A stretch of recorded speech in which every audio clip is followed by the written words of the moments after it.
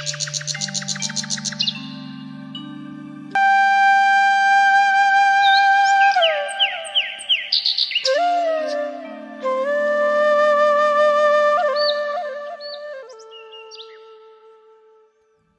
एक गुड़िया नामी लड़की की कहानी है जिसके माँ बाप मर चुके होते हैं और वो अपने चाचा चाची के साथ रहती होती है।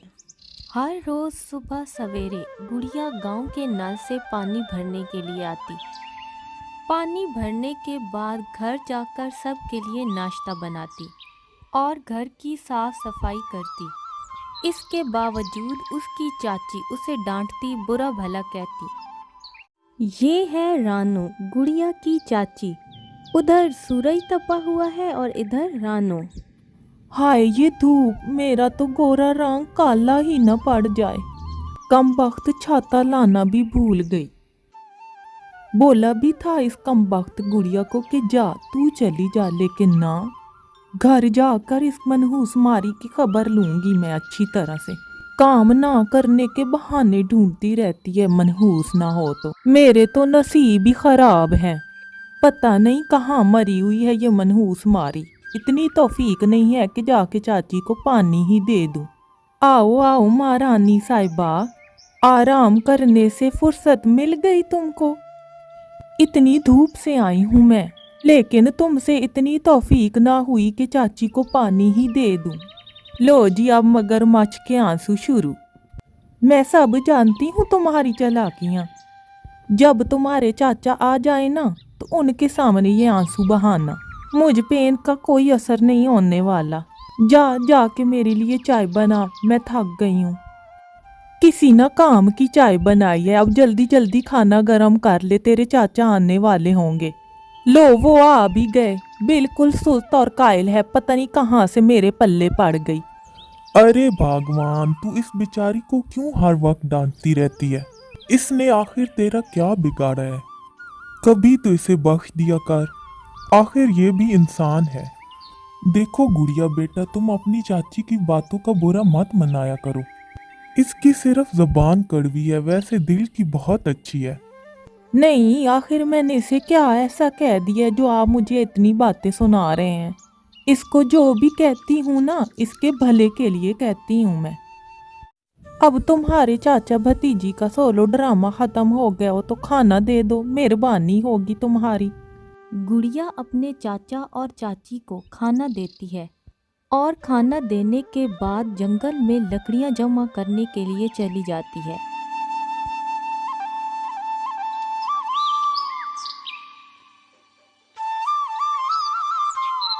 गुड़िया लकड़ियां जमा कर रही होती है कि अचानक उसे एक आवाज़ सुनाई देती है, गुड़िया गुड़िया। देर होने की वजह से गुड़िया उस आवाज़ की तरफ ज़्यादा तवज्जो नहीं देती और लकड़ियां उठाकर घर की तरफ चल पड़ती है। गुड़िया जैसे ही लकड़ियां लेकर घर पहुंचती है तो उसकी चाची गुस्से से लाल हुई खड़ी होती है। आ गई तुम, वक्त मिल गया तुमको। आज तो मैं तुम्हें नहीं छोड़ूंगी। ये तुम्हारा रोज का ड्रामा मुझे खत्म करना ही पड़ेगा। जितना चाहे उतना रो लो, आज तो मैं तुम्हें बख्शने वाली नहीं हूँ। माफ़ कर दो चाची, आइंदा देर नहीं करूँगी। आज भी लकड़ियाँ इकट्ठे करते हुए मुझे देर हो गई, मैं सच कह रही हूँ। मत मारो मुझे, मत मारो। ये क्या हो रहा है? आखिर कोई मुझे बताएगा ये रोज का तमाशा कब खत्म होगा? रानू, आखिर तुम इस बच्ची के पीछे क्यों पड़ गई हो? हाँ, मैं ही बुरी हूँ, इसे कभी कुछ न कहना। ये जानबूझकर बाहर देर लगाती है ताकि इसे घर का काम न करना पड़े। मैं जानता हूँ गुड़िया झूठ नहीं बोलती। तुम बिला वजह ही इसे डांटती रहती हो। जाओ गुड़िया बेटा, तुम अपने कमरे में जाके आराम करो।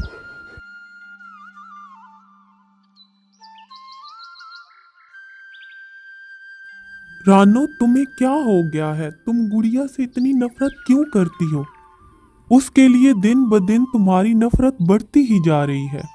हमारे सिवा उस बच्ची का कौन है? तुम उसके साथ ऐसा क्यों करती हो? चाची पता नहीं मुझसे इतनी नफरत क्यों करती हैं। वो कभी भी मुझसे प्यार से बात नहीं करती। यही सोचते सोचते गुड़िया सो जाती है। अगली सुबह होते ही गुड़िया घर का सारा काम करके फिर से जंगल में लकड़ियां जमा करने के लिए चली जाती है। उसे फिर से वही आवाज सुनाई देती है, गुड़िया गुड़िया।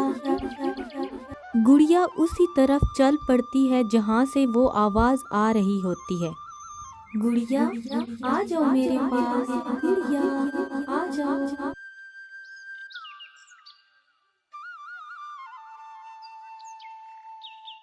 गुड़िया उस आवाज का पीछा करते हुए जंगल में बहुत आगे निकल आती है। जब उसे इस बात का एहसास होता है तो अचानक उस जगह पर धुंध सी छा जाती है।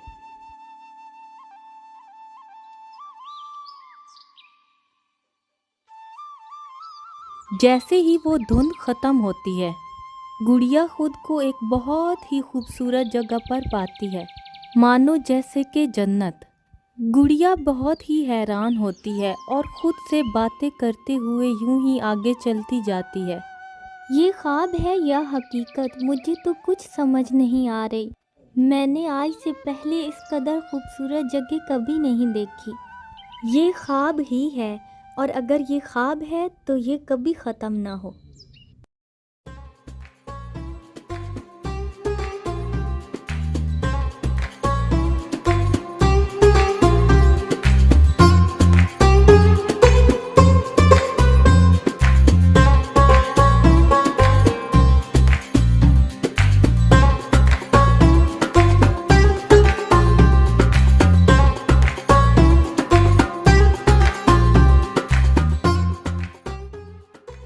अरे ये तो परियां हैं, कितनी खूबसूरत हैं।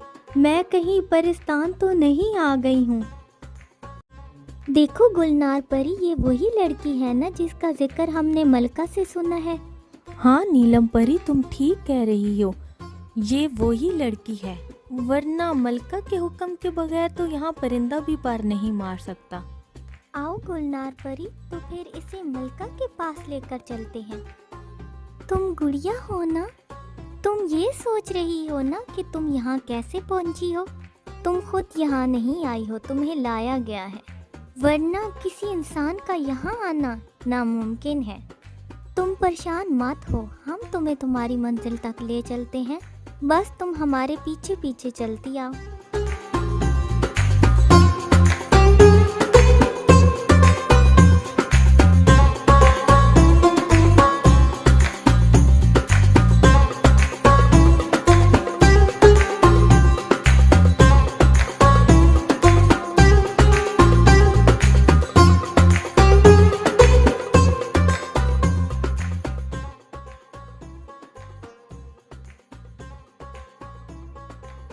ऐ प्यारी परियों, तुम मुझे कहाँ ले आई हो?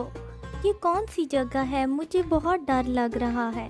डरो मत, हम तुम्हें तुम्हारी मंजिल तक ले आए हैं। तुम इस महल के अंदर चली जाओ, हम तुम्हें अंदर मिलेंगे।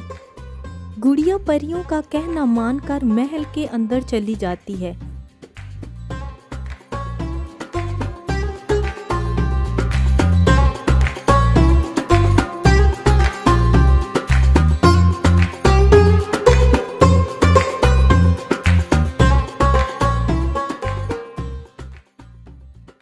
आओ आओ मेरी प्यारी बच्ची, तुम्हें यहाँ आने में कोई तकलीफ तो नहीं हुई? मैं तुम्हारी कब से राह देख रही थी। आप कौन हैं और आप मुझे कैसे जानती हैं? ये कौन सी जगह है और मुझे यहाँ क्यों लाया गया है? बस बस, एक ही सांस में कितने सवाल पूछोगी, तुम्हें तुम्हारे तमाम सवालों के जवाब मिल जाएंगे। ये खुशहाल नगर है और मैं इसकी मलिका हूँ। तुम लकड़ियाँ जमा करने के लिए जिस जंगल में जाती थी वो हमारी हदूद में आता था, और जो हमारी हद में होते हैं हम उनके बारे में बाखूबी जानते हैं, और हमें तुम्हारे बारे में जानकर बहुत दुख हुआ। आज से तुम हमारे पास रहोगी, हमारी बेटी बनकर। हम तुम्हें वो तमाम खुशियाँ देंगे जो तुम्हें मिलनी चाहिए थी। मलिका गुड़िया को अपनी बेटी बनाकर खुशहाल नगर की रानी बना देती है। गुड़िया के जाते ही रानू और उसके शौहर के बहुत बुरे हालात हो जाते हैं। वो गुर्बत की जिंदगी जी रहे होते हैं। पता नहीं हमें किसकी नज़र लग गई है। अब तो इतने बुरे हालात हो गए हैं कि 2 वक्त का खाना भी नसीब नहीं होता। रानू, ये सब तुम्हारी वजह से हुआ है। हमारे घर में जितनी भी खुशहाली थी वो गुड़िया की वजह से थी। तुम उसे हर वक्त डांटती और मनहूस कहती रहती थी। जब से गुड़िया इस घर से गई है, खुशियां इस घर का पता ही भूल गई हैं। तुम अकेला रहना चाहती थी ना, अब रहो अकेली। और यूं रानू को उसके किए की सज़ा मिल जाती है और गुड़िया को उसके सब्र का फल।